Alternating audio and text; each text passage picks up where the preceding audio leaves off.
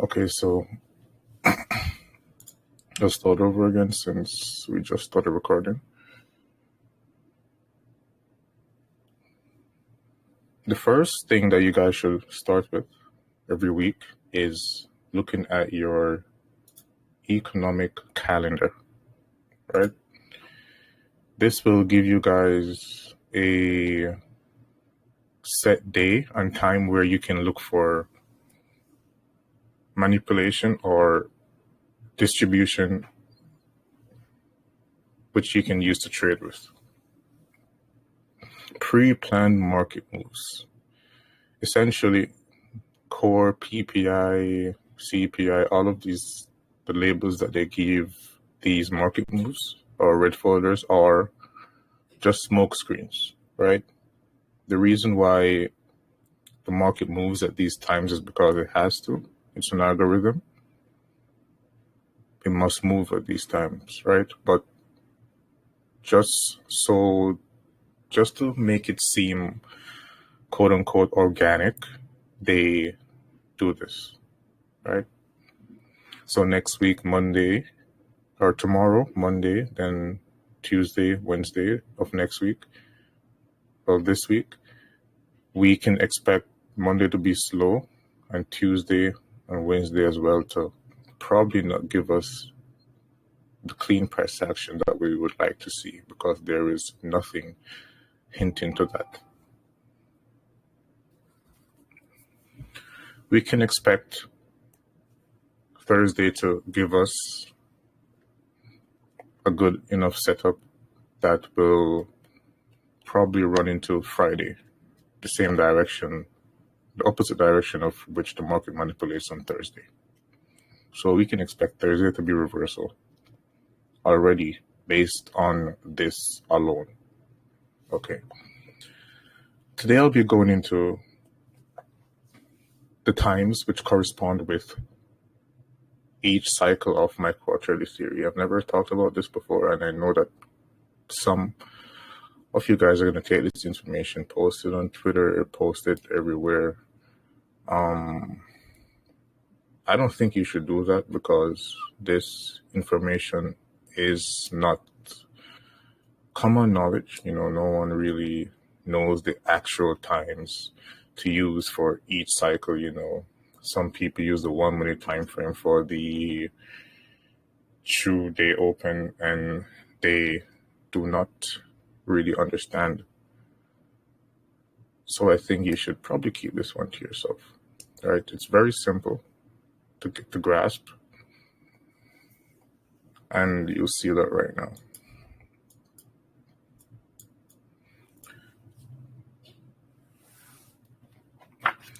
So I'll start from the yearly cycle. For the yearly cycle,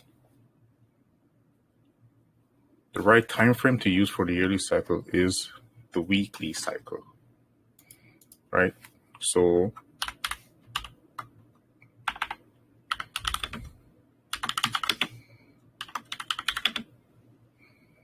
for the true year open, you need to be using the weekly time frame for it to work to its full effect. For the monthly cycle, obviously you will need the true month open. And the corresponding time frame to use would be the daily time frame, right?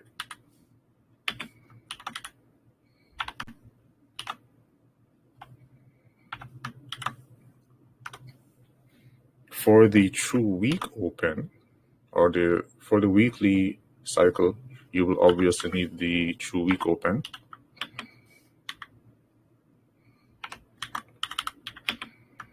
Please write this down. And for it to function to its full effect, give you the results you really want to see, help you actually trade, anticipate market moves, you will need a 4-hour time frame. Hopefully you're getting what I'm saying. If not, just write this down and we will be digging deeper into this, right? For the daily cycle, when trading using the daily cycle, you will obviously be referring to the true day open as you will be referring to the true day open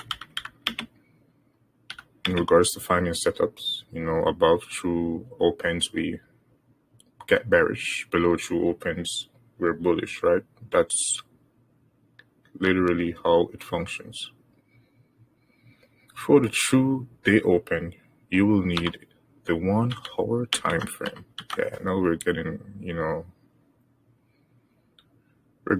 a little bit deeper, right? So these are the correct time frames to use. Go into your charts, back test, tape read.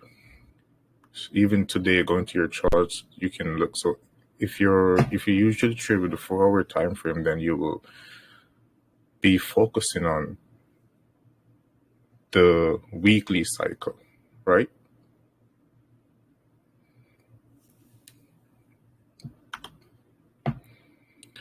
And we'll go a little bit deeper for the true session.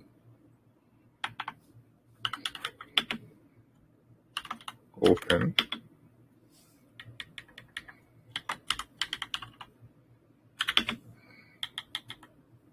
Of the 90-minute cycles, right? In the famous 90-minute cycles.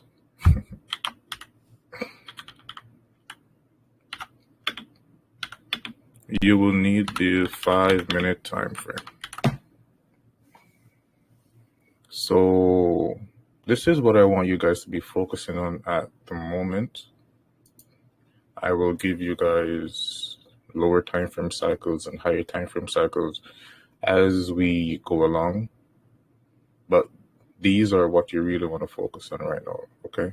If you like 90-minute cycles, you like trading the London session or the New York session, then the 5-minute time frame is different. And this is how you do it.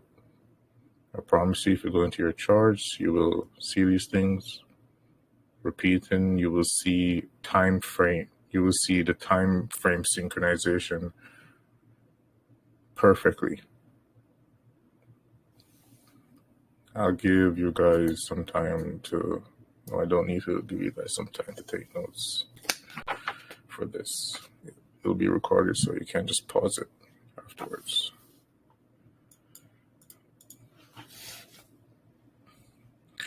So I'll be introducing the defining range to you guys today.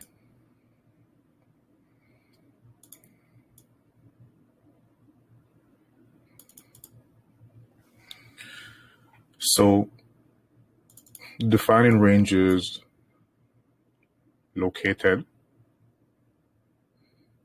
in the first quarter of each cycle, right?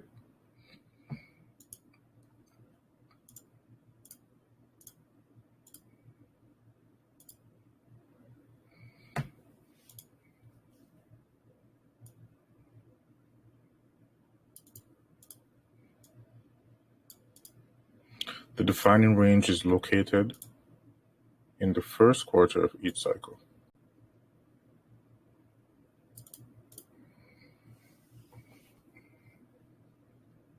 According to quarterly theory, you should omit the first third of Q1. So this is Q1. But to get a more accurate reading on the following quarters, if you guys will understand what I'm talking about right now if you watch the YouTube video, and hopefully you did. If not, please watch the YouTube video that I put up for free before you come to this video. Q1 can be split into thirds, right? There are 3 thirds in Q1. Omit the first third. So you don't want to be trading, you don't want to be focusing on price at all until the second third of the first quarter begins. Hopefully I'm being clear right now. So T2 and T3 of Q1, which is the second and the third, that's what you're going to use to predict what Q2 is likely to do. Right? It's the same thing as I talk about in the YouTube video, but now we're getting a little bit more precise, because if you use Q1 as a whole, then you are not likely to get as an accurate reading on the other quarter as you would if you just use these two. You understand? We'll get into this more. So if this isn't clear for you, don't worry about that.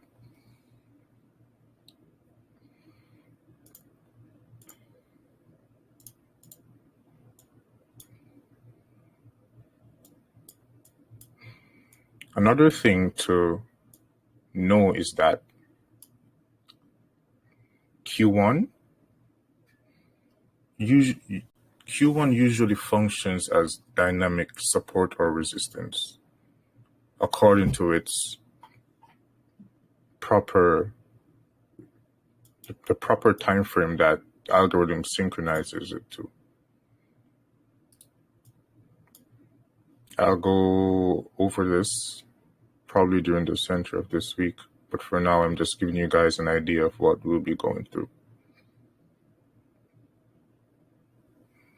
And someone's asking, Q2 is always the true open. You need to watch the video, right?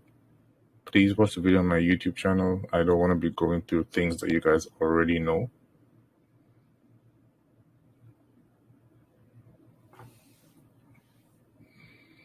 So Q1's opening gap, doesn't matter which time frame cycle you're looking at, it functions as dynamic support or resistance, right? So there are times when the opening gap of Q1 will overlap with the fair value gap, and that will be a high probability fair value gap. And there are a lot of high probability fair value gaps that you will learn.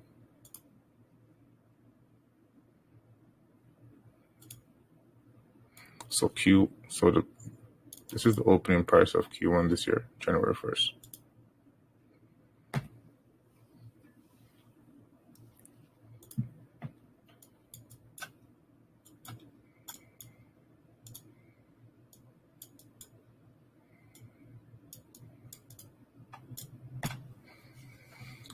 So if price was to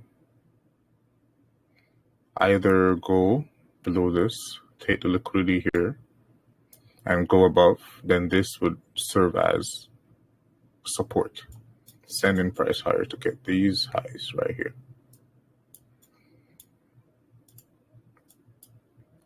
Opening price, yearly cycle right here.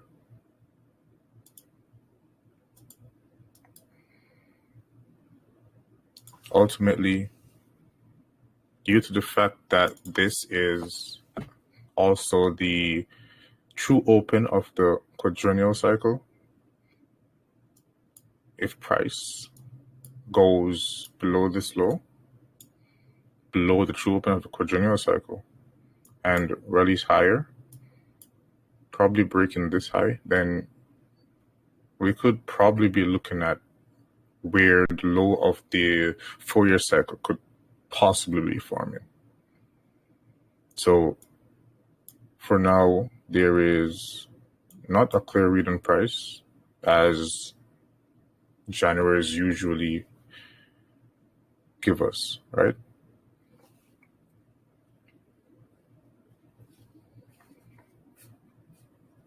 Okay, so for some of you that are new, and even for some ICT charter students, for some of you that are really experienced. I'll now tell you guys when to expect consolidation, the times that you should not trade. I think I've done this already on my Twitter account, but I need you guys to take note of this so you can understand price action better. The days that you should not trade are after holidays, prior to CPI, NFP, FOMC, and rate announcements. So again, you do not trade after holidays. You do not trade prior to CPI, NFP, FOMC, and rate announcements. In regards to sessions, any sessions would follow one where there was a large range or a large price swing, you do not want to trade then, but you want to trade the one that follows. 90-minute cycles for some of you that like trading 90-minute cycles. If Q1 expands, then you should expect Q2 to consolidate, as I've said in the YouTube video, but I'm saying that right now again, just to try to drill this into your heads, right? I need you guys to understand this.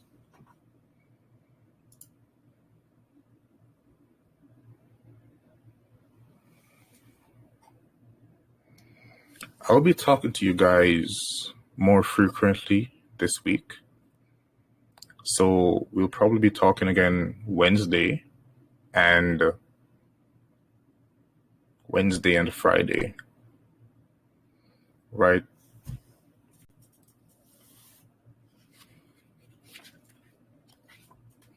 I have a few topics that I need us to touch on, so yeah, we'll be doing that. I'll talk to you guys again. Please take note of the things that I just talked about there. Like, this information is worth a lot. Please don't share it. Just that alone, you'll see, go into your charts and the video that I posted on YouTube, just plug these time frames in. It seems simple, but no one knows this, right? But, well, you guys know now. And it's, I don't like to see when this information is just, up on Twitter, people claiming that they found it and stuff like that, because I didn't really have to talk about these things, right? So even now, I'm trying to weed out the people in here that are trying to share the things that we're talking about here. I worked really hard, over 4 years trying to find all of these things. So I really much appreciate that. You don't need to sell this information. You can just, use it, trade it, and yeah, that's it.